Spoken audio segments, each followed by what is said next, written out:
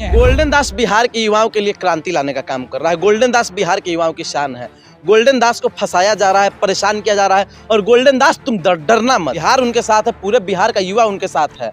इस बात को समझने की जरूरत है। गोल्डन दास वो व्यक्ति है जो अकेला जाकर किसी से भी भिड़ जाता है, चाहे कोई उनके पीछे हो या ना हो, चाहे कोई उनके साथ खड़ा हो या ना हो। तो इसलिए मैं गोल्डन दास के साथ हूँ और गोल्डन दास को देख करके पूरे बिहार के युवा से इंस्पायर हूँ। भारतीय जनता पार्टी के मंसूबे कामयाब नहीं होंगे। मैं एक बात बताना चाहूँ कि वक्फ की जमीनों को हड़प करके भारतीय जनता पार्टी अडानी और अंबानी में बांटना चाहती है। इस बात को समझने की जरूरत है। अंबानी साहब का जो मकान है एंटीलिया, आपको भी पता होगा, वो वक्फ की जमीन पे है। सिर्फ और सिर्फ एंटीलिया को बचाने के लिए काम किया जा रहा है, अडानी को ये जमीन देने के लिए ये काम किया जा रहा है। आपको बताना चाहेंगे, नरेंद्र मोदी जी एक कार्यक्रम लाए थे, छत्तीसगढ़ के हसदेव जंगल में गए थे और एक पेड़ लगाए थे, कहे थे एक पेड़ माँ के नाम, और पूरा हसदेव जंगल अडानी के नाम। हसदेव जंगल धू धू करके जल रहा है, उसे काटा जा रहा है लगातार, और सारा जमीन अडानी को दान दिया जा रहा है। इस बात के बारे में आपको जानकारी है? वही होने वाला है वक्फ की जमीन के साथ। वो अडानी को दिया जाएगा, वो अंबानी को दिया जाएगा, वो उस पर जय शाह राज करेगा, जय शाह उस पर अपना महल बनाएगा। अयोध्या तो अभी झांकी है, काशी मथुरा बाकी है। जिस तरह से इस देश में 2014 से हिंदू और मुसलमानों की राजनीति चल रही थी, अब आकर के एक भीषण रूप ले लिया है। और जिस तरह से मुसलमानों को टारगेट किया जाए, मुसलमानों ही नहीं, उत्तर प्रदेश की अगर बात करें तो अन्य ब्राह्मण, दलित जो भी है, लोगों का ऐसा अंदर से निकल के आता है कि हम खुश नहीं हैं। लेकिन एक सबसे जो इस समय जुझारू मुद्दा है, देश में एक दूसरे के ऊपर वोटिंग हो रही है, एक दूसरे के ऊपर लड़ रहे हैं लोग, वो है वक्फ बोर्ड। हमारे साथ अमितेश जी मौजूद हैं जो बिहार से हैं, हम इनसे जानने की कोशिश करेंगे। और चंद्रशेखर आज़ाद जी का इस पर बयान आया है कि वक्फ बोर्ड को, जो वक्फ बोर्ड बिल है, इसको वापस लिया जाए, नहीं तो पूरे देश में हम बड़े बड़े आंदोलन करेंगे और ईंट से ईंट बजा देंगे। क्या कहना चाहेंगे अमितेश जी? जी बिल्कुल, देखिए वक्फ बोर्ड जो है, इसका विरोध करना चाहिए पूरे देशवासियों को। मैं कहना चाहूंगा, बार बार कहता आया हूं कि वक्फ बोर्ड देश के मुसलमानों का हक है, अधिकार है, और अगर कोई इसकी ओर उंगली उठाएगा तो उसे अमितेश पांडे से होकर के गुजरना पड़ेगा। लेकिन जो वक्फ बोर्ड की जमीन है उसमें बीजेपी के लोग या देश के ही कुछ लोग हैं, अब ये नहीं पता है कौन, वो लोग बोल रहे हैं कि हमारी जमीन है, हमारे पूर्वजों की जमीन है, ये लोग आए 600-7 साल पहले और इसको कब्जा कर लिए। अब ये कोई मतलब नहीं ना हुआ कि 600 साल पहले आए, 700 साल पहले आए, 1000 साल पहले आए। अब दिल्ली में साहब मेट्रो बनी है, तो मेट्रो की जो जमीन है वो भी आज से 20 साल पहले, 25 साल पहले, 30 साल पहले किसी न किसी की जमीन होगी, उसको सरकार ने लिया। अब अभी जाके क्लेम करने लगे कि जमीन हमारी है, तो ये ठीक है? आप बताइए, वक्फ का मतलब होता है रेकी या फिर रखना। और आप बताइए कि अगर ये माइक आपने हमको दान दे दिया तो फिर माइक आपकी हो गई? नहीं हुई ना, हमारी हो गई ना। तो उसी तरह से आपको हम बता रहे हैं बार बार, अब ये फ़ोन है हमारा, अब अपने फ़ोन को हम दान दे दें तो ये फ़ोन किसका हो जाएगा? हमारा रहेगा या आपका हो जाएगा? जिसको दे दिया जाता है उसका हो जाएगा। जिसको दे दिया जाता है उसका हो गया। तो ये वही चीज़ हम आपको बार बार कह रहे हैं कि वक्फ की जो जमीन है वो देश के मुसलमानों की है, और देश के मुसलमानों का अपमान नहीं सहेगा हिंदुस्तान। इसी को लेकर के चंद्रशेखर आज़ाद जी का बयान आया है कि हम पूरे देश में बड़े बड़े आंदोलन करेंगे और हम इसको किसी भी कीमत पे पास नहीं होने देंगे, अगर पास हुआ तो आंदोलन करेंगे। क्या, कैसे देखते हैं? देखिए, बिल्कुल पास नहीं होना चाहिए। वक्फ का जो बिल है इसका हम पुरजोर तरीके से विरोध करते हैं। वक्फ बोर्ड देश के मुसलमानों का हक है, अधिकार है।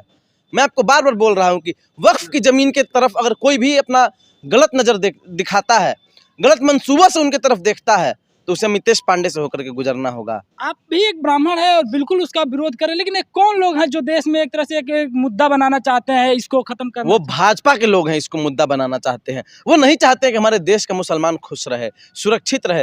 हमारे देश के मुसलमानों को तालीम देने के लिए मदरसे बनाए जाएं। वो लोग नहीं चाहते हैं कि अच्छे अच्छे अस्पताल बनाए जाएं। वो लोग नहीं चाहते हैं कि वक्फ की जमीनों पे किसी गरीब मुसलमान का घर बने। वो लोग नहीं चाहते हैं कि हमारा गरीब मुसलमान को उनका हक और अधिकार मिले, बल्कि ये लोग हक और अधिकार छीनना चाहते हैं। चाहे वो देश का दलित हो, उसका हक अधिकार छीनने की बात ये लोग करते हैं क्रीमी लेयर ला करके। चाहे देश का मुसलमान हो, उसके लिए वक्फ अमेंडमेंट बिल ला करके उसका अधिकार छीनने का बात करते हैं। चाहे वो देश का पिछड़ा हो, उसको आरक्षण का दायरा घटा करके ये लोग उसका हक मारने का काम करते हैं। भारतीय जनता पार्टी सभी के हक और अधिकार को छीनने और मारने का काम करती है। इसी को लेकर के जो चंद्रशेखर आज़ाद बयान दिया, आप उनसे एग्री करते हैं? पहली बात, आप सम्मान पूर्वक नाम लीजिए। चंद्रशेखर रावण जी एक चुने हुए सांसद हैं नगीना लोकसभा से। आप मोदी जी के नाम के आगे मोदी जी लगाएंगे और चंद्रशेखर रावण जी के नाम के आगे चंद्रशेखर रावण क्यों? क्योंकि वो सिर्फ दलित समाज से आते हैं। एक मिनट मैं थोड़ा 1 मिनट और 2 मिनट नहीं, चंद्रशेखर जी एक दलित समाज से आते हैं, इसीलिए आप उनके नाम के आगे जी नहीं लगाएंगे। अमितेश जी और मेहमानों के नाम के आगे आप जी लगाएंगे। अमितेश पांडे सवर नहीं, इसीलिए आप अमितेश पांडे के नाम के आगे अमितेश जी बोलेंगे और चंद्रशेखर जी के नाम के आगे चंद्रशेखर बोलेंगे। ये कहाँ तक ठीक है, अमितेश कहाँ जी, तक सही है, अमितेश जी, कहाँ तक उचित है?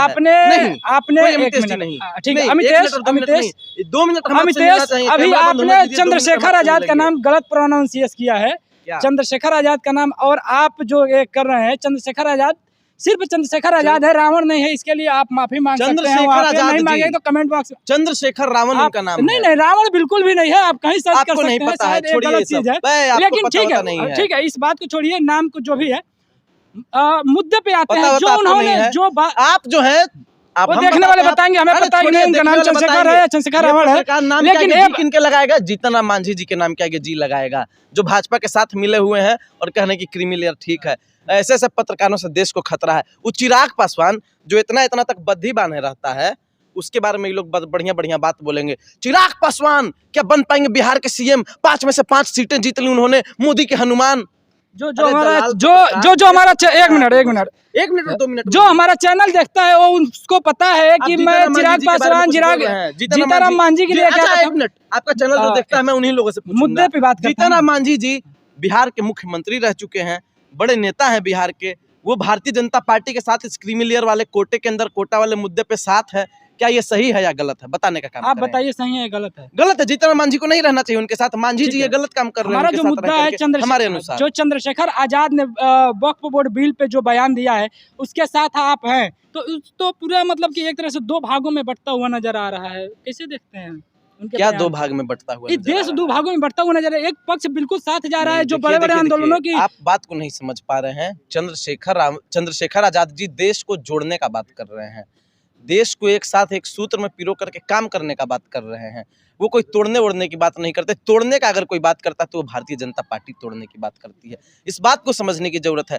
चंद्रशेखर आजाद, इस नाम को आप लोग समझ रहे हैं अच्छे से। एक चंद्रशेखर आजाद जी हुए थे वो जिन्होंने अंग्रेजों के खिलाफ संघर्ष किया था।